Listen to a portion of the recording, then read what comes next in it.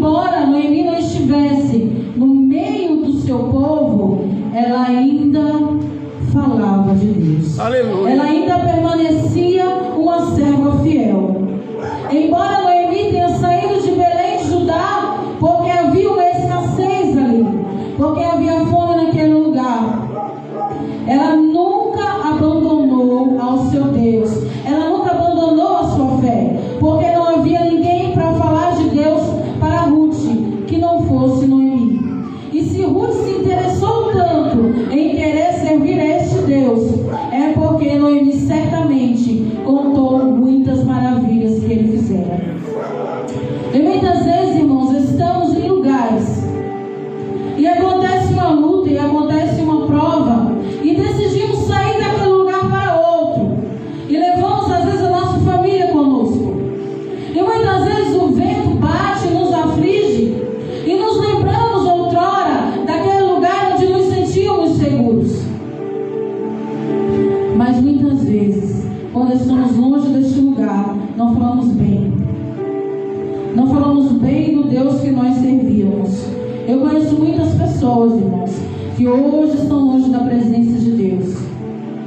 Pessoas que outrora adoravam e exaltavam o Senhor e que hoje fazem escárnio.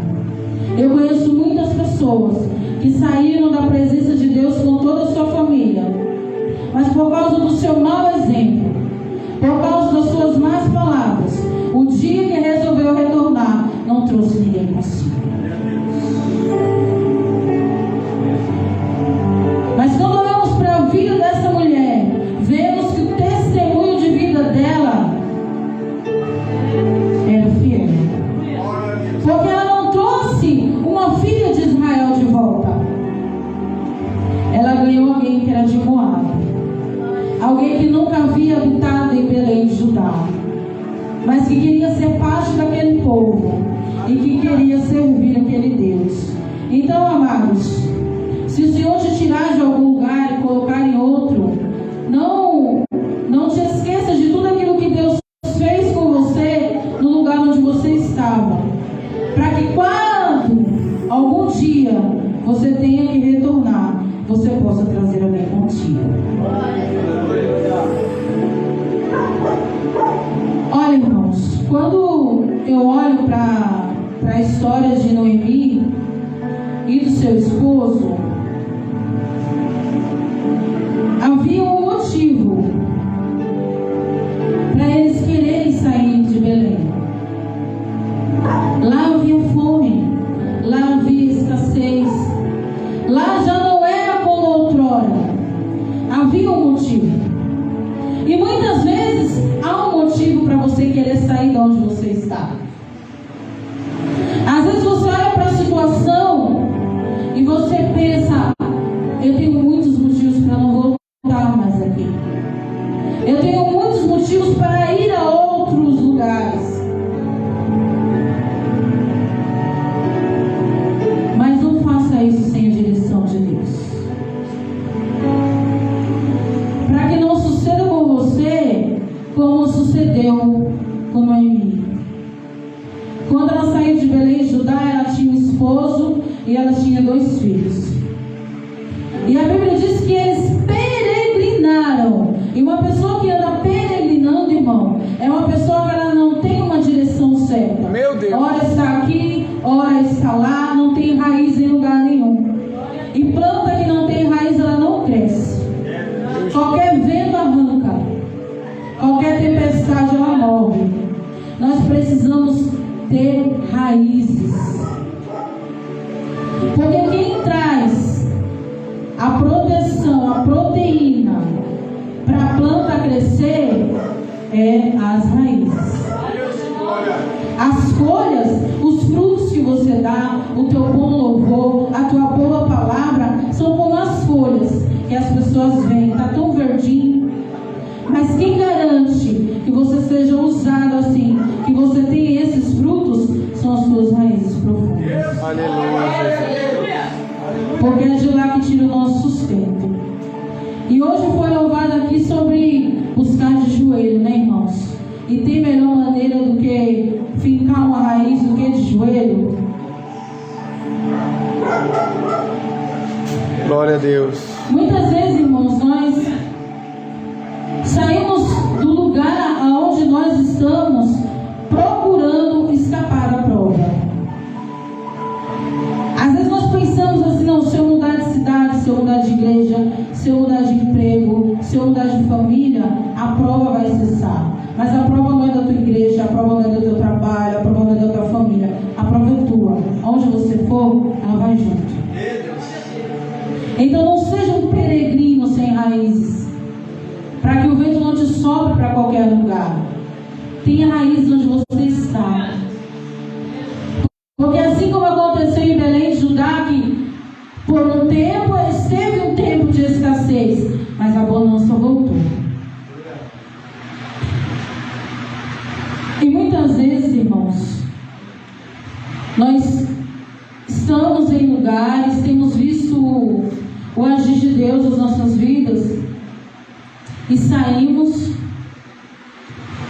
achando que talvez em Moabe, perto de outros deuses, junto a outros costumes, vamos ser felizes, vamos encontrar aquilo que não temos mais onde nós estamos, e por vezes voltamos de mãos vazias. Quando eu estava pensando nessa palavra, estudando sobre a decisão que Noemi e seu esposo tomou de sair de Belém de Judá e ir para Moabe, Meu Deus. eu pensei, realmente ela tinha um motivo, né? Estava necessitando ali. Mas você não vê em momento algum dizer que esse homem orou a Deus, que ele pediu a direção de Deus, que o Senhor disse que eles saíssem dali. Você não vê isso na Bíblia. E eu comecei a comparar a decisão de Noemi com a decisão de Elias. Quando Elias foi para aquela caverna, havia um motivo. Jezabel estava querendo matar todo mundo. Havia um motivo. Mas a diferença para Elias e Noemi é que ele tinha uma direção. Meu Deus do céu. Deus direcionou ele para aquele lugar. E a Bíblia vai nos dizer que ele ficou à beira de um ribeiro que tinha água potável e que vinha um corvo e trazia carne. Quem conhece aqui o corvo sabe que ele se alimenta de carniça, de carne podre, de bicho podre. E a Bíblia nos diz que o corvo trazia para ele carne fresca, assada. Deus é então, e o Senhor alimentou aquele homem naquele lugar, pelo tempo que era para ele ficar ali, pelo tempo que o Senhor ordenara que ele ficar ali. Essa é a diferença. Talvez você tenha motivos para querer sair do lugar onde você está, mas se você não tiver a direção, fica as tuas raízes. Porque assim como a bonança voltou para ajudar, vai voltar, irmãos. Aleluia. Não saia sem a direção de Deus. Porque se o Senhor te mandar ir, Ele vai mandar o corvo te alimentar. E não vai secar aquele ribeiro. Não chovia na terra, mas o ribeiro não se secou. Aleluia. Porque o Senhor cuida de nós, né? Às vezes o Senhor nos manda e a gente nem quer ir. E Ele cuida. E às vezes o Senhor não manda e a gente quer ir. E muitas vezes tomamos decisões pelas nossas próprias vontades. Porque eu quero, porque eu não aguento mais, porque eu não suporto mais. E nós decidimos sair da onde o Senhor não nos mandou sair. E muitas vezes nos perdemos lá fora. A Noemi perdeu o esposo e os 2 filhos. Alguns perdem a vida. E o caminho de volta, irmãos, não é fácil. Não é um caminho doce. Quando essa mulher decide voltar, talvez quando ela, junto com seu esposo, chegou ali em Moabe, eles devem ter vivido tempos de bonança, né? Tempos de alegria. E por um tempo, é tudo que o inimigo quer. Ele não coloca você aonde Deus quer que você esteja, mas ele tenta maquiar onde você está, para que você pense que você está onde você deveria. E provavelmente quando eles chegaram a Moabe, onde havia alimento, talvez eles levantaram a mão para o céu e graças a Deus saindo daquele lugar. Aquele lugar que a fome, a dor, a sofrimento. E talvez, por um instante, eles pensaram que o Senhor os havia conduzido àquele lugar. E começaram a querer se convencer de que essa era a vontade de Deus. E não é diferente nas nossas vidas. Muitas vezes, quando tomamos algumas atitudes, quando decidimos algumas coisas, e por um tempo as coisas estão dando tudo certo, você começa a querer acreditar que foi Deus que te enviou àquele lugar. E muitas vezes o Senhor tem promessa de te levar a algum lugar, mas muitas vezes ainda não é o tempo. Eu tinha uma tia, ela já é falecida, e uma vez uma irmã entregou uma profecia para ela e disse que ela ia vir morar no sul. E ela se apegou de tal forma àquela profecia que toda vez que meu tio perdia emprego, ela dizia: é agora que a gente vai. E vendia os móveis, e empacotava as roupas. E daí uma semana estava ela desempacotando de novo. Havia uma promessa, mas ainda não era o tempo do cumprimento da promessa. Meu Deus.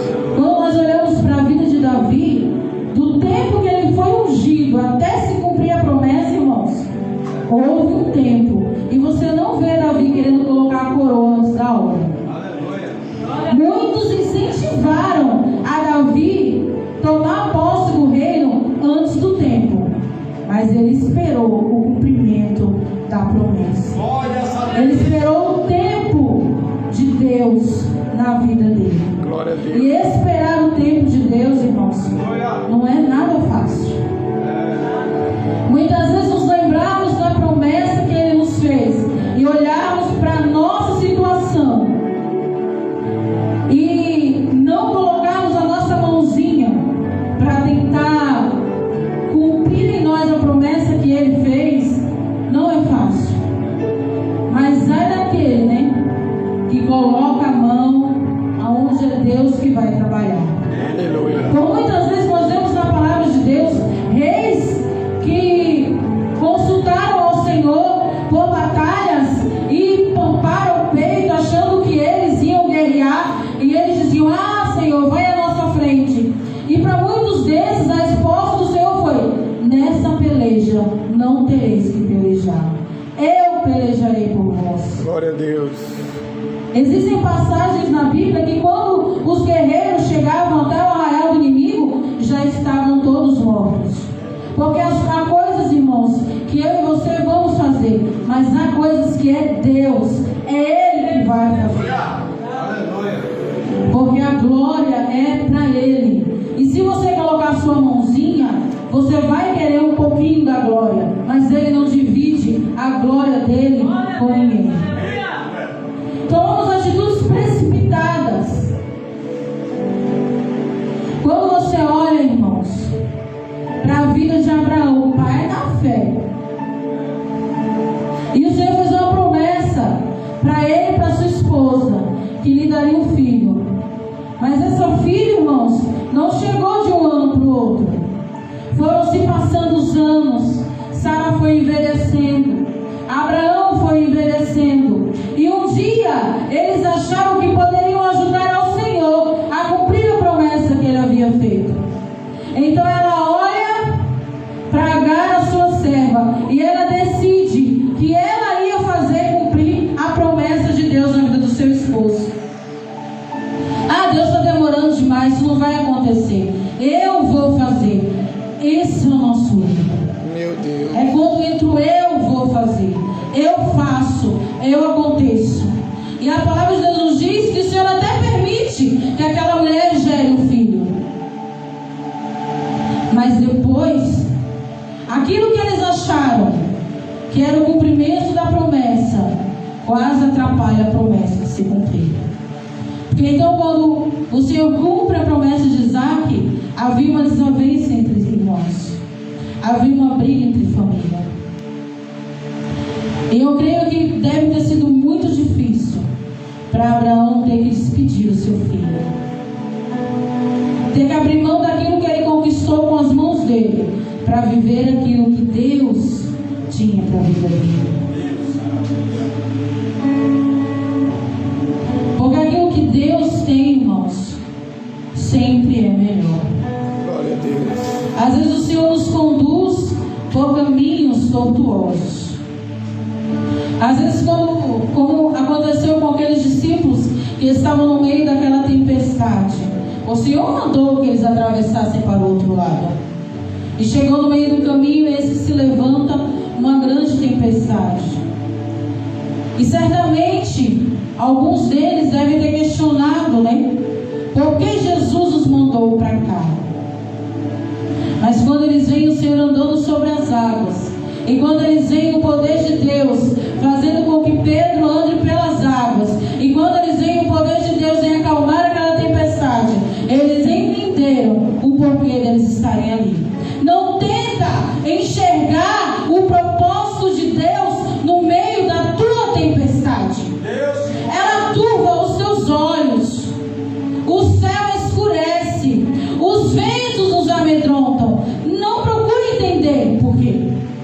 Confia e clama por Ele, porque Ele vai andar sobre as águas, Ele vai até o teu encontro e Ele vai te mostrar o porquê disso estar acontecendo. E não dê ouvido para quem está do lado dizendo que é um fantasma, porque tem muitas pessoas ao nosso redor, irmãos, que não entendem o propósito de Deus na nossa vida, que acham que a gente é louco, que acham que a gente está vendo coisa. Mas a Bíblia diz que aquele que é espiritual discerne das coisas espirituais, e aquele que é carnal das coisas carnais. Procure ter do teu lado pessoas espirituais, Glória a Jesus. pessoas que estejam dispostos a ir com você aonde você tem que ir, a servir a Deus como você precisa servir. Aleluia. Que acreditem no teu chamado, que acreditem no teu Deus. Dessa forma mesmo, Jesus. Quando Ruth decide servir a Deus junto com Noemi, era um cenário totalmente desvantajoso. A mulher tinha perdido o marido, os 2 filhos, certamente estavam passando por dificuldades, ia voltar para sua terra sem ter ninguém que a esperasse, sem ter ninguém que a ajudasse. E nesse cenário, essa mulher decidiu que era melhor servir esse Deus. Aleluia. Estar com esse Deus, estar com essa mulher. Quando eu olho para a vida de Ruth, eu me lembro do apóstolo Paulo. Dificilmente, irmãos, algum de nós teria dito sim para o Senhor nas circunstâncias em que Ele chamou a Paulo. A palavra de Deus diz que Paulo ele perseguia a igreja. E certo dia, a caminho de Damasco, eis que uma grande luz brilhou. Aqueles que estavam com Paulo viram a luz, mas só ele ouviu a voz. Meu Deus. E a palavra de Deus nos diz que ele fica cego. E que o Senhor disse para ele assim: te convém saber o que é padecer pelo meu nome. Então, quando o Senhor chamou a Paulo, ele já deixou bem claro que não seria um tempo de bonança, que não seria um tempo de alegria, que seria um tempo de padecer, que seria um tempo de sofrimento. Eu gosto muito, muito do apóstolo Paulo, da palavra de Deus, das histórias que ele viveu. Tem uma passagem na Bíblia que diz, irmãos, Paulo ele era um missionário, né? Ele ia de cidade em cidade, ele edificava a igreja, ele ensinava. E a palavra de Deus nos diz que antes dele fazer uma grande viagem,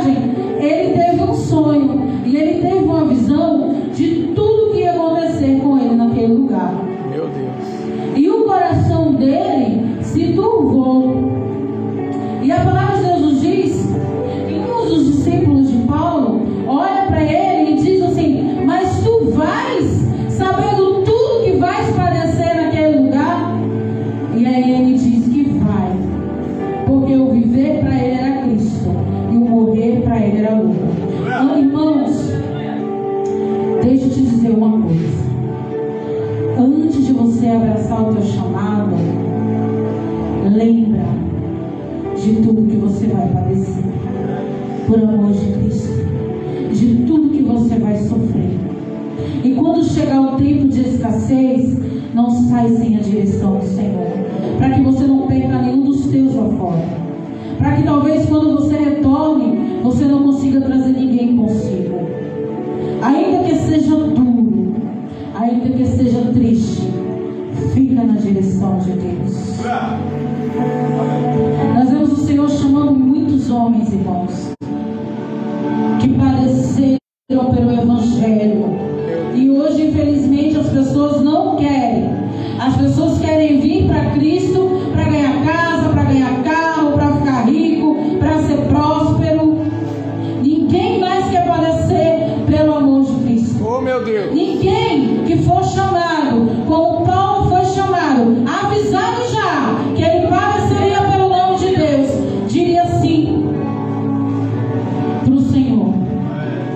Muitos de nós, se soubesse tudo que nós iríamos passar pelo preço do chamado que nós temos, talvez não teríamos dado início. Mas a Bíblia diz que aquele que põe a mão no arado e olha para trás não é digno do reino. Seja você digno do reino. Noemi e Ruth formaram um pequeno ciclo de oração, né? Uma cuidando da outra, uma zelando pela outra. Eu sou coordenadora do ciclo de oração da minha igreja, e eu sei, irmãos, o quanto é difícil. Quando começa, tudo é uma alegria, tudo é uma emoção, mas a hora que o vento sopra, nem todo mundo aguenta ficar dentro do barco. Mas aqueles que têm raiz, que sabem onde está, que sabem quem chamou, que sabem para que foi chamado, esses permanecem. Então o Senhor manda dizer para mim e para você: permanece aonde você foi chamado. Planta quando você arranca com a raiz. Você pode até enxertar em outro lugar, mas dificilmente ela vai crescer sadia, como no primeiro lugar aonde o Senhor plantou.